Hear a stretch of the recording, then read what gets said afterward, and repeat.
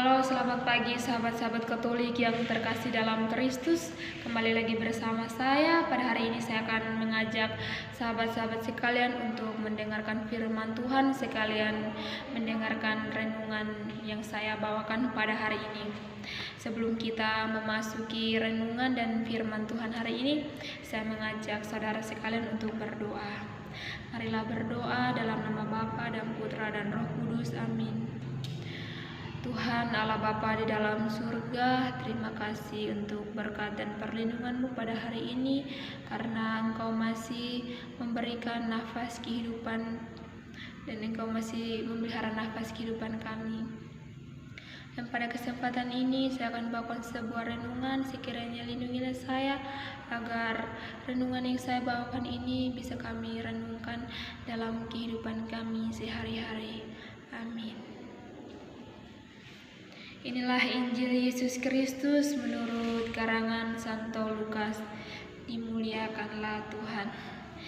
Injil Lukas bab 9 ayat 28b sampai dengan 36. Kira-kira 8 hari sesudah segala pengajaran itu, Yesus membawa Petrus, Yohanes, dan Yakobus lalu naik ke atas gunung untuk berdoa.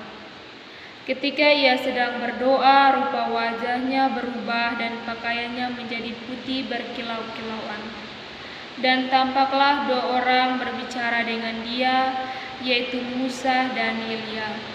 Keduanya menampakkan diri dalam kemuliaan dan berbicara tentang tujuan kepergiannya yang akan digenapinya di Yerusalem. Sementara itu Petrus dan teman-temannya telah tertidur, dan ketika mereka terbangun mereka melihat Yesus dalam kemuliaannya dan kedua orang yang berdiri di dekatnya itu. Dan ketika kedua orang itu hendak meninggalkan Yesus, Petrus berkata kepadanya, "Guru, betapa bahagianya kami berada di tempat ini. Baiklah, kami didirikan sekarang 3 kemah, 1 untuk engkau, 1 untuk Musa, dan 1 untuk Elia."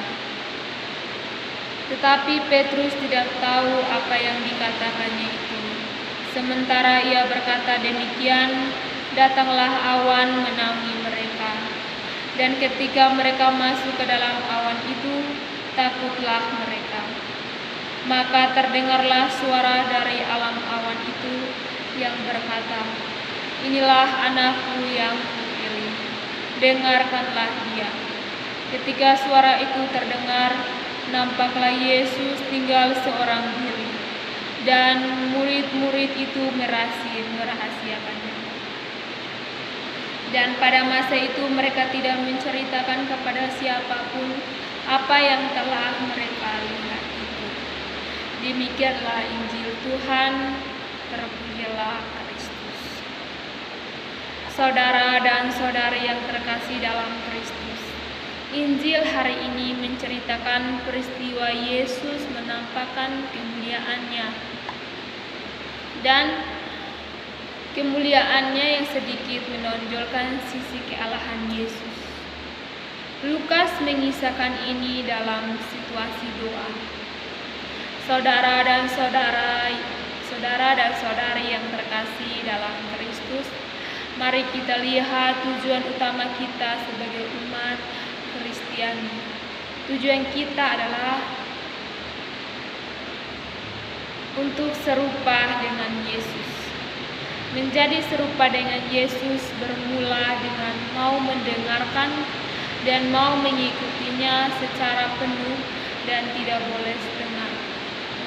Kita mengikuti Yesus juga kelihatan dari kehidupan doa kita. Apakah di saat kita berdoa hanya meminta kemudahan dan maunya doa kita itu dikabulkan terus dan ingin enaknya saja? Pada akhir permenungan hari ini mengajak aku dan saudara sekalian untuk melihat hidup doa kita dalam masa prapaskah ini. Semoga kita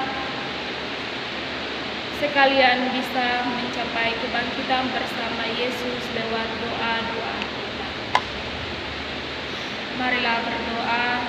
Ya Tuhan, terima kasih untuk hari ini karena Engkau masih melindungi kami, sehingga apa yang saya telah bawakan semoga bisa bermanfaat bagi sahabat-sahabat Katolik sekalian yang bisa merenungkannya, bisa mengikuti mendengarkannya. Amin. Dalam nama Bapa dan Putra dan Roh Kudus.